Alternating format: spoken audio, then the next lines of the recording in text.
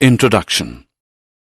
Let's play a game. There is a prize for the student who first searches where I have hidden the box of chocolates. Sir, but how do we search for it? Are you giving us any hints? No, Saga. There will be no hints. You have to find out on your own. Do you think it will be easy? The entire class will keep searching for it, and this would lead to chaos. Sir, I don't think so. Sagar, you are correct. Similarly, when elements were discovered, there was a chaos. Let me tell you about this in detail. Children, in this lesson, we will learn about the basis on which elements are classified. Objectives. At the end of this lesson, you'll be able to describe the early attempts at classifying elements, explain Mendeleev's periodic table, explain the modern periodic table. Early attempts at classification of elements. In the early days, scientists classified elements purely on the basis of whether they were metals or non-metals. This had its own limitations. All elements were grouped in only two categories. This made the metals category very big. Some elements had the properties of both metals and non-metals. They could not be placed in any of the classes. This increased the need to identify some kind of pattern or regularity in the properties of the elements and then classify them. Dobereiner's triads. In 1829, Dobereiner, a German scientist, made groups of 3 elements, each based on their properties. He named them triads. He observed that atomic mass of the middle element of a triad was equal to the arithmetic mean of atomic masses of other 2 elements. For example, in a triad of calcium, Ca40, strontium, Sr88, and barium, Ba137, the mean of the atomic masses of the first and third elements is equal to the atomic mass of the second element. That is 40 plus 137 whole upon 2, which is 88 mu. Did you know? The German writer Goethe was a friend of Dobereiner. He attended his lectures weekly and used his theories of chemical affinities as a basis for his famous 1809 novella, Elective Affinities. Newland's Law of Octaves. Dobereiner's research simultaneously encouraged other scientists to start classifying elements. The triads were not useful as they could classify only 3 elements at a time. In 1864, John Alexander Newland, an English chemist, discovered that when elements are arranged in the increasing order of their atomic masses, atomic weight, every 8th element had properties similar to the first element. This is called the law of octaves. However, all elements could be arranged in this order only till calcium, even though there were more than 60 elements available at that time. Did you know?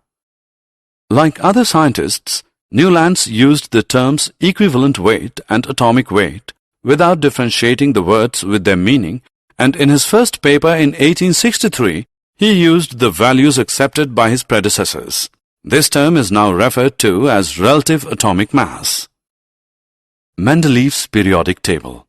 Dmitri Mendeleev, a Russian chemist, discovered that elements, after arranging them in the increasing order of atomic mass with similar chemical properties, occurred periodically. In 1869, he stated this observation in Mendeleev's periodic law.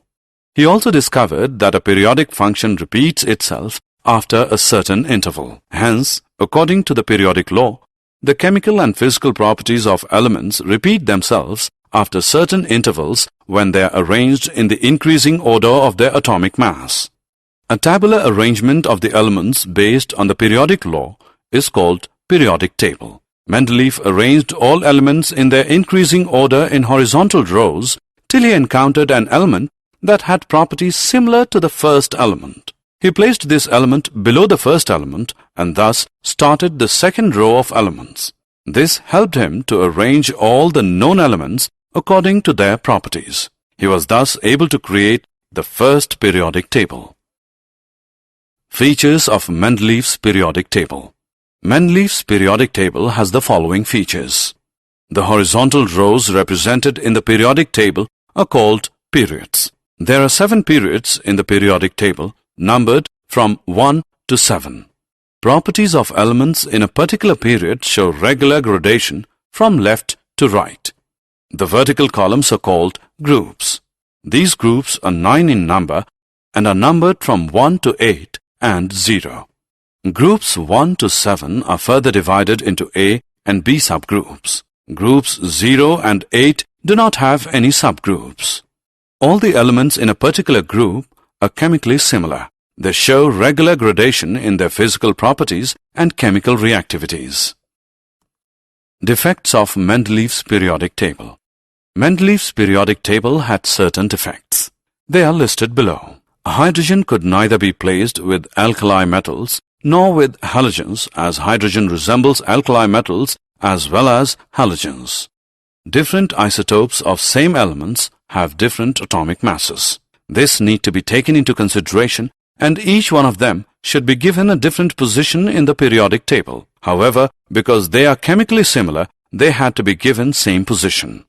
At certain places, an element of higher atomic mass has been placed before an element of lower atomic mass. For example, argon 39.91 is placed before potassium 39.1. Did you know? Mendeleev studied petroleum origin and concluded that hydrocarbons are abiogenic and come from deep within the earth. He wrote, "The capital fact to note is that petroleum was born in the depths of the earth, and it is only there that we must seek its origin." The modern periodic table. Henry Moseley, an English physicist, in 1913, discovered that the atomic number is the most fundamental property of an element. Atomic number of an element refers to the number of protons in the nucleus of its atom. The number of electrons in the neutral atom is also equal to its atomic number. This led to a change in the periodic law. The modern periodic law states that the chemical and physical properties of elements are a periodic function of their atomic numbers. Position of elements in the modern periodic table. The most commonly used periodic table is the long form of modern periodic table. Let us look at some features of the periodic table. Groups. The periodic table has 18 columns. These columns are called groups. The extreme left elements of the group contain alkali elements, and the extreme right elements contain noble gases. All elements in the group have similar electronic configurations and have the same number of valence electrons. Periods. The 7 rows in the periodic table are called periods. In each period, a new shell fills up. The period number is also the number of shell which starts filling up. Trends in the modern periodic table. Valency. The valency is calculated by the number of valence electrons present in the outermost shell of its atom. The number of valence electrons increases in a period. Atomic size. Physical properties like density, melting, and boiling points relate to the sizes of atoms. The atomic size is very difficult to define. However, the atomic radius helps in determining the size of an atom. Metallic and non-metallic properties. The characteristics of metals are its electropositive character, which means the tendency to lose electrons, metallic luster, ductility, malleability, and electrical conductance. The metallic character of an element depends upon the ionization energy it generates. The smaller the value of ionization energy, more electropositive and more metallic the element would be.